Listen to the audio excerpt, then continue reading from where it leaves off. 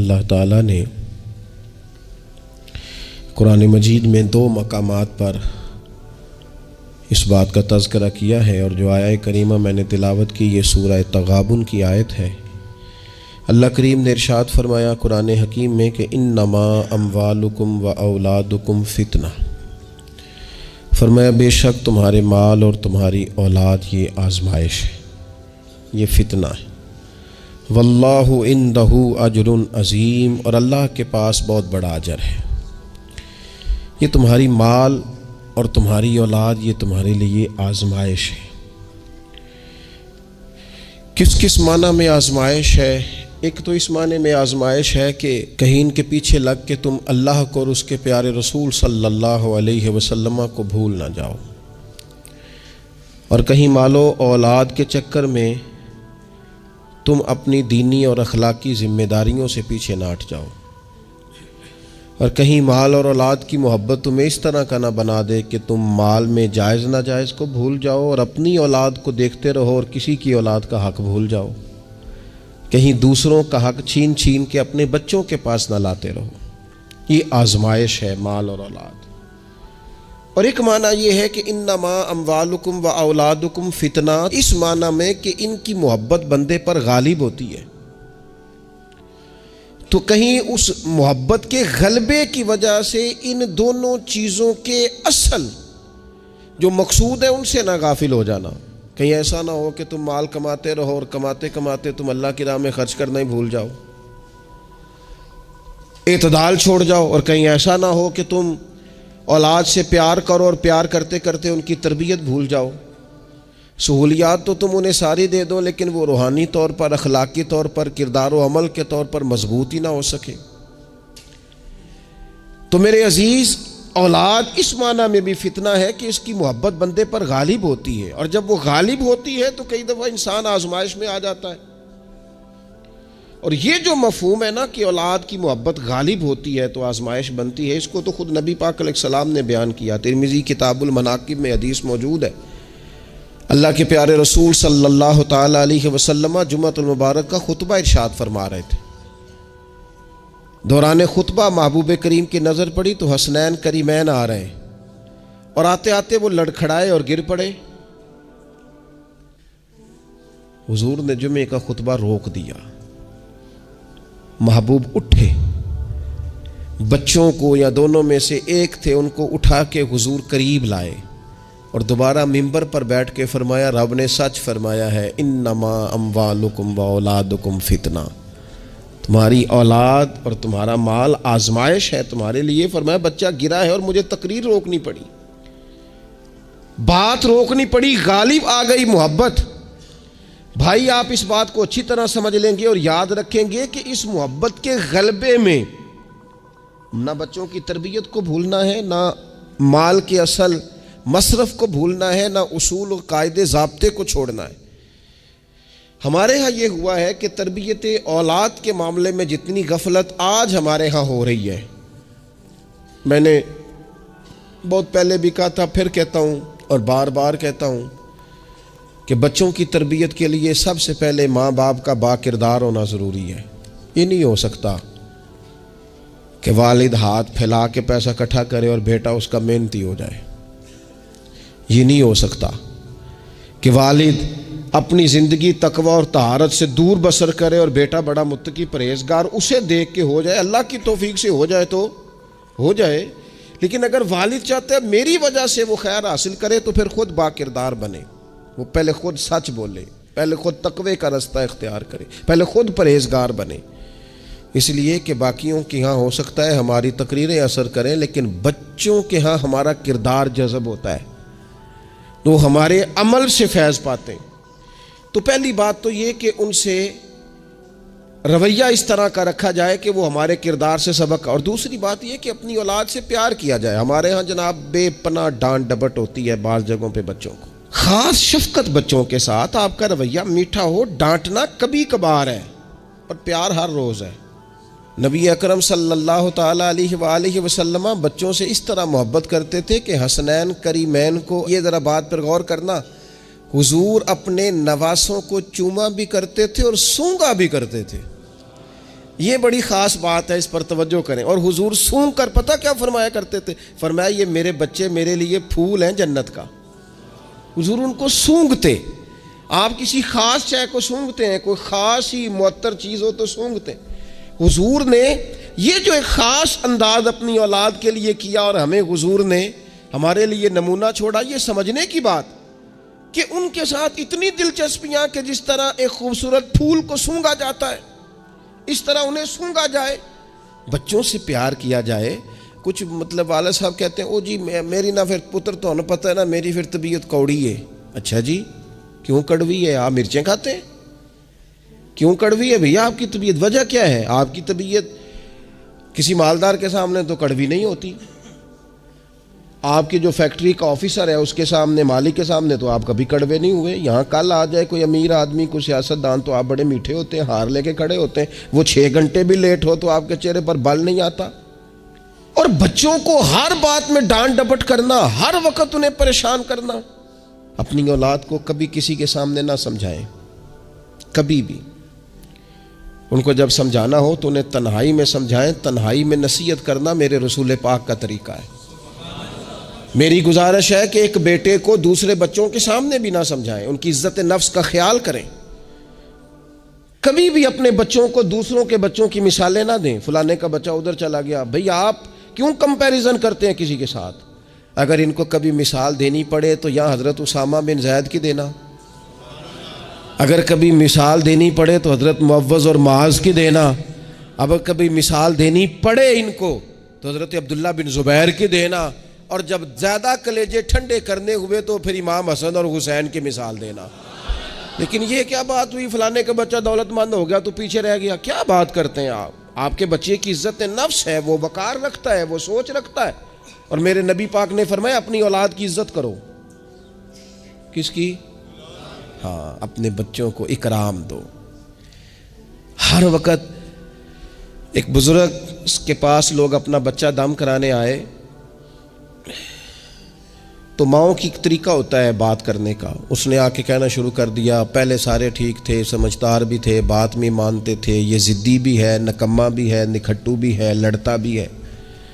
تو بزرگ کہنے لگے میں دم کر دیتا ہوں، لیکن میری بہن اس بوڑھی عورت کو فرمانے لگے یا اس کے باپ کو کہ بھائی آپ یہ جتنی باتیں آپ نے کی ہیں نا، کیا ہی اچھا ہوتا آپ اس کے سامنے نہ کرتے، یہ لفظ آپ یوں ادا نہ کرتے۔ آپ تو اسے پکا کر رہے ہیں کہ تو ضدی ہے، آپ تو کنفرم کر رہے ہیں کہ تو لڑاکا ہے، آپ کنفرم کر رہے ہیں کہ یہ نافرمان ہے، کیوں آپ نے اس کے سامنے یہ باتیں کی؟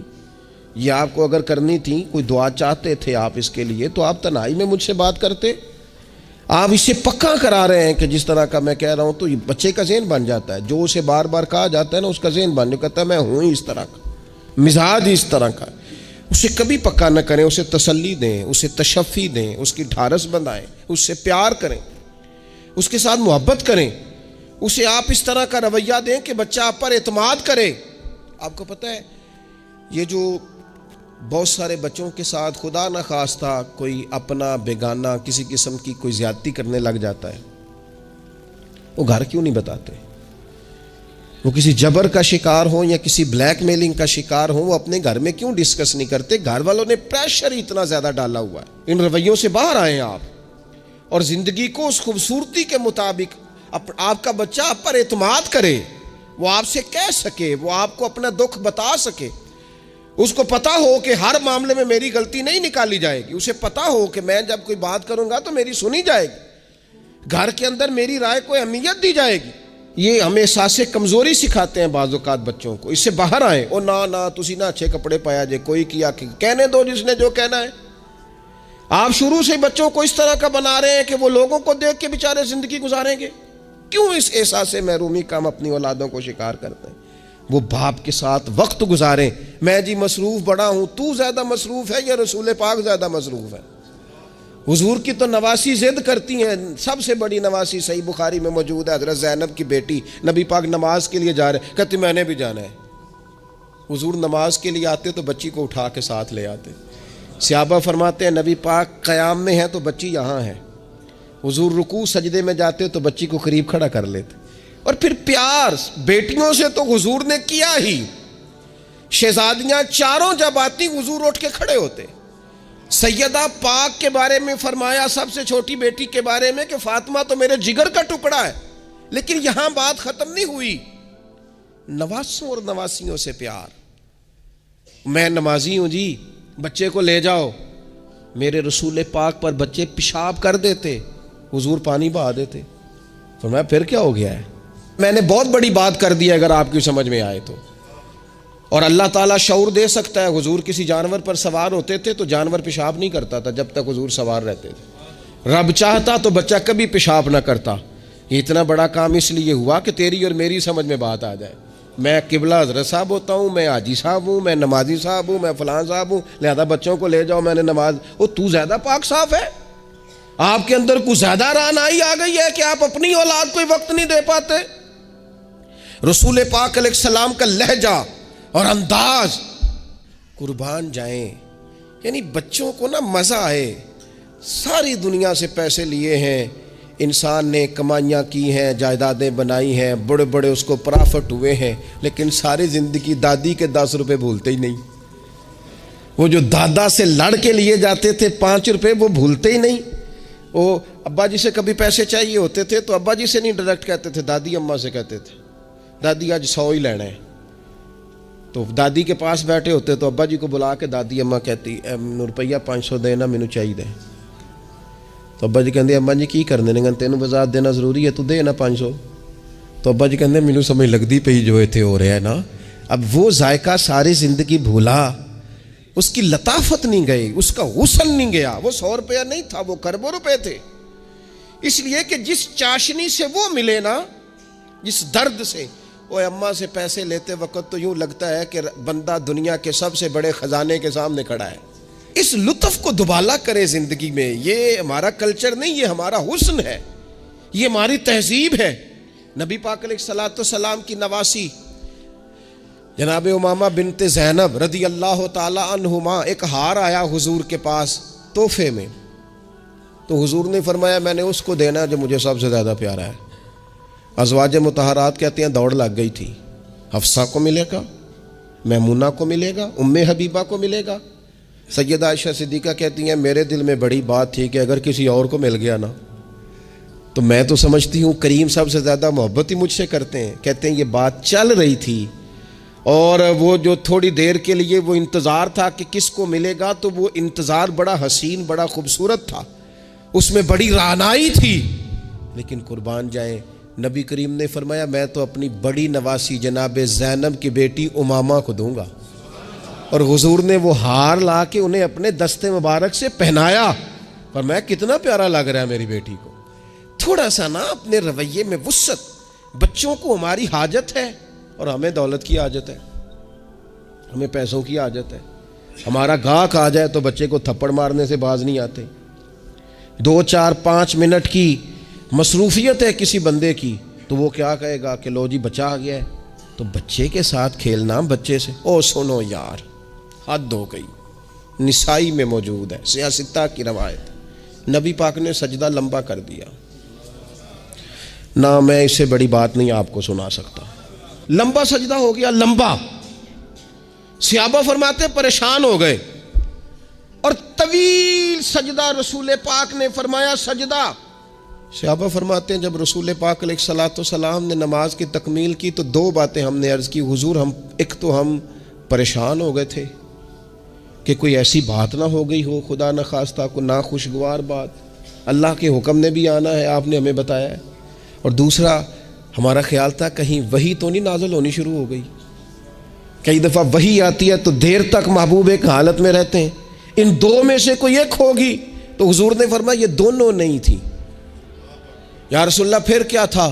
فرمایا وہ میرے بیٹوں میں سے نا, حسن اور حسین میں سے ایک میرے کندھے پہ سوار ہو گیا تھا. اور یہ لفظ ہے حدیث پاک میں سیاستہ میں, فرمایا مجھے اچھا نہیں لگ رہا تھا کہ میں بچے کو اتاروں گا تو وہ ذرا ناگوار محسوس کرے گا. حضور آپ رسول ہیں اور نماز اللہ کی, اور اس دوران بھی بچے کی چاہت کا خیال. تیری صورت تیری سیرت زمانے سے نرالی ہے, تیری ہر ایک ادا پیارے ادائے بے مثالی ہے. بے مثالی ہے تیری ادائیں. فرمایا بچہ کہیں اسے کوئی تو بچوں کے احساس ہی نہیں ہے. آپ نے جب چاہا ڈانٹ دیا, آپ نے جب چاہا جو مرضی کر دیا. ابا جی کا ڈنڈا گھر میں لٹکنا چاہیے, حکم ہے, لیکن ابا جی کو ماتھا بھی تو بار بار چومنا ہے نا. سختی تو کبھی کبھی ہے اور محبت بار بار ہے. تو جو بار بار کام ہے اس کا عادی ہونا چاہیے کہ جناب وہ چپ کر دو, تمہارا ابا آ گیا, ابا جی آئے ہیں کہ ہٹلر آ گیا گھر میں. یہ کیا بات ہوئی بھائی؟ والد کو تو شفیق ہونا چاہیے, مہربان ہونا چاہیے, اس کے اندر خوبصورتی ہونی چاہیے, اس کے اندر رعنائی ہونی چاہیے. تو نبی پاک صلی اللہ تعالی علیہ وسلم نے بے پناہ پیار کیا. اچھا, اسی پیار سے حضور نے تربیت بھی کی. اور یہ پیار کیونکہ حسنین کریمین کی ہم مثالیں عرض کرتے ہیں تو ان کی شان تو وراء الورا. نبی پاک کا سب بچوں کے ساتھ یہ رویہ تھا.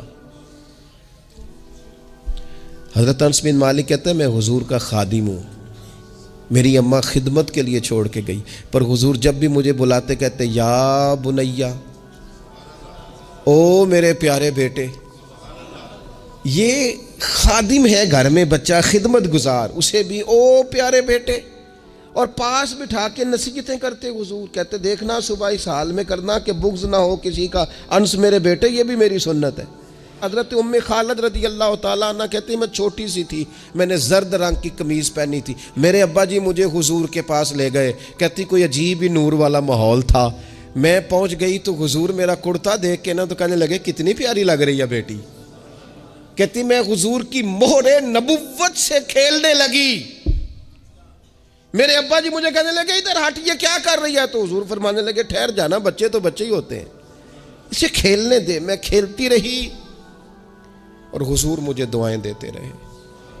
کہا اللہ کرے تو یہ کپڑا پرانا کرے. کیا مطلب کہ اللہ کرے تیری عمر دراز ہو, اللہ تجھے بیٹا لمبی عمر عطا کرے. حضور بچوں کے ساتھ محبت کرتے, ان سے پیار کرتے, ان کے ساتھ رسول پاک علیہ السلام کا خاص شفقت کا معاملہ. ان کو ضرورت ہوتی ہے ہماری, ان کو حاجت ہوتی ہے ہماری, لیکن ہمارے لہجے کی تلخی, ہمارے لفظوں کی ترش روئی, کام کے نام پر, سنوارنے کے نام پر. اور پھر آپ کو پتہ ہے یہ جو بچوں میں عدل کرنے کا کیوں کہا گیا بھلا, کہ اپنی اولاد میں عدل کرو. فرمایا حضور نے اللہ سے ڈرو اور اولاد میں انصاف کرو. کیوں کہا گیا؟ وہ اس لیے کہا گیا کہ ایک بچے سے آپ پیار کر رہے ہیں تو دوسرا بھی آپ کے بارے میں اتنا ہی جذباتی ہے, وہ آپ سے اتنی ہی محبت کرتا ہے. آپ ایک کی تعریفیں کیے ہی جا رہے ہیں, دوسرے کو آپ نے نظر انداز کر دیا, تو اللہ کی بارگاہ میں اس کا بھی جواب دینا ہے. حضور علیہ الصلوۃ والسلام نے فرمایا ڈر اللہ سے, انصاف کر اپنے بچوں کے اندر. اس لیے شارحین حدیث نے لکھا ہے کسی بچے کے منہ پہ 2 دفعہ بوسہ نہ دینا اور ایک کے منہ پہ 1 دفعہ. فرمایا اگر ایک کو 1 بوسہ دیا تو دوسرے کو بھی 1 ہی دے, اور اگر دوسرے کو 2 دیے ہیں تو پھر پہلے والے کو بھی انصاف کر, عدل کر, محبت میں بھی, عطا کرنے میں بھی, پیار کرنے میں بھی, نوازنے میں بھی. ہر لحاظ سے باپ کی ذمہ داری ہے, ماں کی ذمہ داری ہے کہ وہ انصاف کا ترازو تھامے, ورنہ حساب صرف نمازوں کا نہیں ہوگا, محبتوں کا بھی ہوگا. حساب صرف زکاتوں کا نہیں ہوگا, تیری الفتوں کا بھی حساب ہوگا. حساب صرف تجھ سے تیرے روزے حج زکات کا نہیں لیا جائے گا, تیری توجہات کا بھی حساب ہوگا قیامت کے دن, کہ یہاں ہونی چاہیے تھی کیوں نہیں تھی, ادھر زیادہ کیوں تھی, ادھر زیادہ کیوں نہیں تھی. اس لیے اپنی مرکزی حیثیت کو ہمیشہ سمجھیں, جانیں. اپنی زندگی میں ان کے لیے تھوڑا دل بڑا کریں, گنجائش پیدا کریں. ان کو ہماری حاجت ہے, ہماری مصروفیات نے, ہمارے کاروبار نے, ہمارے تعلقات نے ہمارے بچوں سے ان کا بچپن چھین لیا ہے. ہم وہ ساری, آپ نے وہ حدیثیں سنی ہیں تو کس لیے سنی ہیں؟ یہ صرف شان امام حسنین نہیں ہے, یہ تعلیم امت بھی ہے کہ نبی پاک علیہ السلام نے کندھے پہ بٹھایا ہوا ہے امام حسن اور حسین کو, کندھوں پہ. اور ایک صحابی نے جب کہا کہ کتنی پیاری سواری ہے تو محبوب فرمانے لگے سوار بھی تو دیکھ کتنا سونا ہے, تو دیکھ تو صحیح. تو یہ آپ میری بات کو سمجھے نا, کیا کوئی کمی تھی وہاں؟ فرشتے نہیں حاضر ہو جاتے 2 منٹ میں ہر خدمت کے لیے؟ صحابہ جان قربان کرنے کو تیار نہیں ہوتے, لیکن حضور نے کیوں کندھوں پہ اٹھایا؟ تاکہ مجھے تجھے سمجھ آ جائے کہ بچوں کو کندھوں پہ اٹھانا بھی کوئی کمال ہے. تو اپنی زندگی میں وہ خوبصورتی. اور پھر نبی پاک علیہ الصلوۃ والسلام بچوں کی تربیت جب کرتے تو بڑے خوبصورت انداز میں. آپ کو پتہ ہے صحابہ فرماتے ہیں بچے کھیل رہے ہوتے تھے تو حضور جب گزرتے تھے تو بچوں کو السلام علیکم کہتے تھے. نبی پاک بچوں کو سلام کرتے. حضور فرماتے السلام علیکم، بچوں کو سلام کرتے اور پہل کرتے سلام لینے میں. آپ بچوں کو سلام کرنا شروع کر دیں، امید ہے بچے بھی سب کو سلام کرنا شروع کر دیں گے. لیکن یہ شکوہ کرنا کہ لو جی میں اتنا بڑا بزرگ آدمی ہوں، میں اتنا بڑا پڑھا لکھا ہوں، میری یہ شخصیت ہے، آپ نے مجھے سلام ہی نہیں کیا، یہ تو مفت کا رٹا ہے. حضور بچوں کو سلام کرتے تاکہ بچوں کو السلام علیکم کی سمجھ آ جائے. یہ بچوں کو سکھائیں، انہیں یاد کرائیں، اور اس کا طریقہ یہ ہے کہ آپ ان کو سلام لینے میں پہل کریں، آپ ان کو سلام کہیں.